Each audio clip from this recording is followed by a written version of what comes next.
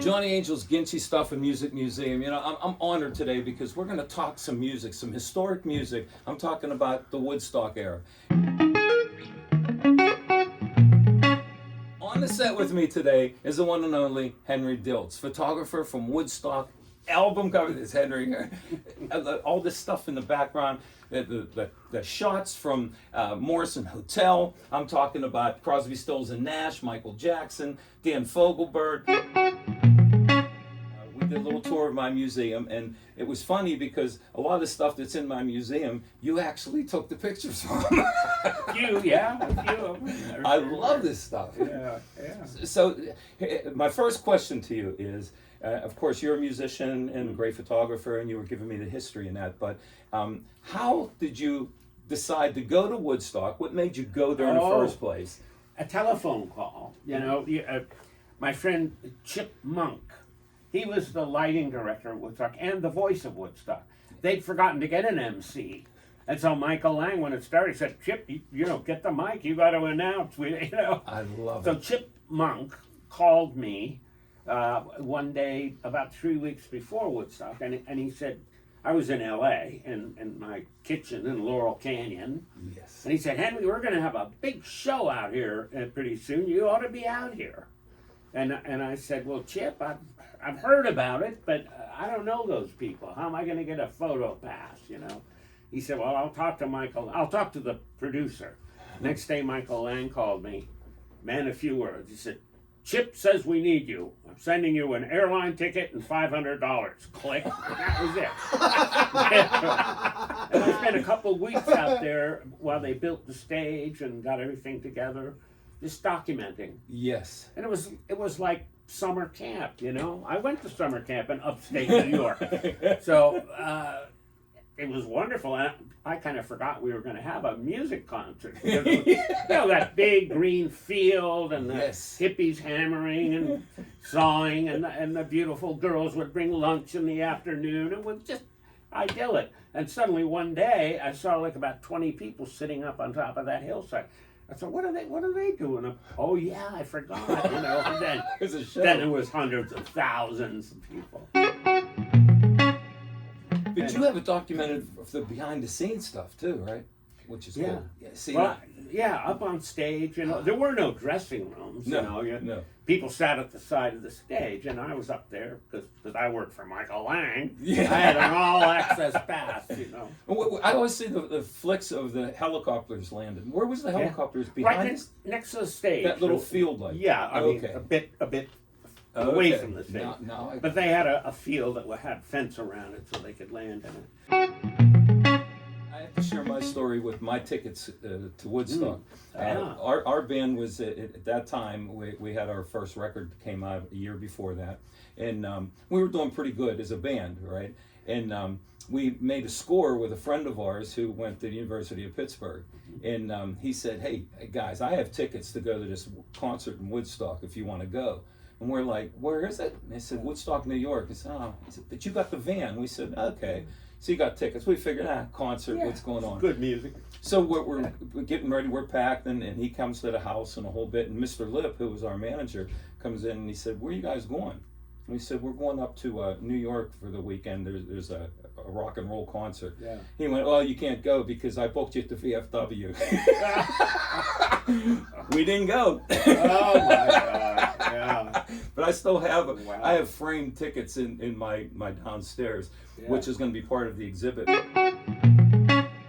There'll be a new exhibit in my museum featuring the works of Henry Diltz. Oh, and that's a lot of this stuff will be in there, and the T-shirts Oh. will be in there, so we're going to have a good time. That's with great. By the way, we brought you a couple of Oh, presents no. from California. Oh, are you kidding me? Now these are the two that you have smaller ones of. Yes. We'll have to get you the other two, so you'll have Oh, all my four. goodness. They can put them in order. And then I can tell the Yeah. story. This was backstage at the Hollywood Bowl where Jimmy opened for the Mamas and Papas in '67. They shared a dressing room. And so Jimmy had just whispered something to Michelle. Yes. She looks at Cass, tells Cass, and there's a fourth picture where Cass is going, Like, what, you know? And I don't know what they were talking about because years later I asked Michelle and she can't remember. You know? See, I tell this story the way I thought it went, and now this is the real way that it went. And I only had 2 of the pictures because I bought them in an auction at one time, you Yeah. know. But I have the real deal right here, which if you want to come down to Ginty Stuff, you'll be able to share this and the story of how this all took place. My age group knows Jimi Hendrix as a superstar, right? He was opening for everybody back then. He wasn't really doing as much as you thought. He opened for the Monkees. the Monkees. Yeah. But that was a mistake, you It was know, a big because mistake. he'd be up there doing Foxy Lady and they'd be going, we want Davy, you know, the 12 and 13-year-old girls. Isn't But that they'd sad? seen him in London when they went to Yes. meet the Beatles. They said, wow, that guy's good. We ought to get him to open our tour, you know, so they could hear his music. Amen to that. Not really thinking, but That's yeah. crazy. I had the opportunity of watching the documentary you did also, which is kind of really cool because okay. I didn't know a lot of the history, especially your association with Crosby, Stills, Nash. And if you have any quick stories about them, because I love it. Well, you know, I mean, we were fellow musicians. Yes. I met them way before I ever thought about picking up a camera. That was an accident that I picked up I a got camera. you. Okay. I was happy being a folk singer. It was early 60s. Yes. And I met David as a fellow folk singer. Stephen Stills as a young guy. He had to be 19 or 20. He would come into the club in New York and sit there on the stage and listen to our harmony. So we had 4-part man. harmony. Yes. You know, Yes. most groups 3-part. You Yep. know, but 4-part was kind of jazz. I'm a with little you. bit Professional chords. Yes, you know? yes. Our group, Johnny Angel and the Halos, Yeah. we pride ourselves on our vocals. Yeah. And a lot of the things we'll throw that jazz chord in just to show the rookies that Yeah, there's more to NG it. chord. Yeah. So much fun to sing that. That's you right. know, I really miss it. Yeah. But one day in the middle '60s, we were on the road and we went in the secondhand store and there was a table full of used cameras. And one of the guys in the group said, "Oh, a camera! I'll have one." And I was right behind him and I said, "Yeah, what the heck, you know." Who would have known? I got into it, yeah. That is And, you know, everybody I knew was a musician. All my friends were. When you're a musician, you're kind of in a club, right? You know? Yes, yes. And so I just photographed all my friends in Laurel Canyon, and one by one they became famous. They sure did. When I think about Woodstock, my favorite part of the whole movie was Crosby, Stills, and Nash. Yeah. And what I loved about it was I didn't know the true history that they were only together a couple days as a group when they did Woodstock. Is that correct? It was their second gig. They did it. I mean, They played the night before somewhere, and then Woodstock. that's yeah. amazing to me, right? It And is. and the harmonies were they gelled just immediately. You know what I mean? And to hear that, and then of course later on they added Young to the mix too. Right, right. But I just love that music from that. That reminds me of that era. Is Crosby, Stills, Nash? Sure, it's just beautiful music. Yeah, All three of absolutely. them wrote great songs. It's the music of our lives, right? It's wow. There's a story in the documentary, if you don't mind sharing. If not, just we'll just walk right over it, right? But you were filming somewhere where you had to be in a glider plane. Yes, with Jimmy Webb, Jimmy Webb. the songwriter, MacArthur Park. By the Yes. time I get to Phoenix, she'll be rising. And I am a lineman for the county. Yes. Yeah, Jimmy Webb, one of my absolute favorite songwriters. He liked to glide in a glider, you know, Yes. has no engine. No they throw engine. you up and let you go, and you float around the desert and land. And so we did that one weekend, and we got an album cover called Land's End. And it's a picture, I turned around and took a picture of him with the wings. I was in the front of the plane. Okay. And it looked beautiful. So we somehow decided, I know, we were looking at slides at Jimmy's house, and he put on a record of the London Philharmonic playing some of the album. Yes. And the pictures looked so great with it that we said, let's go out and film a movie. So a few weeks later, we went out with big movie cameras. And so we went way up in the mountains, and the plane let us go. we were supposed to float down the side of the mountain out to the desert. But that day there was a windstorm and there was a downdraft in the mountains. And so before we could get over to the mountains, it sucked us down in. Jimmy said, we can't get out of here. We're going down. Oh, And it was all pine trees on mountains, no Yes. flat place to land, snow and pine trees sticking up.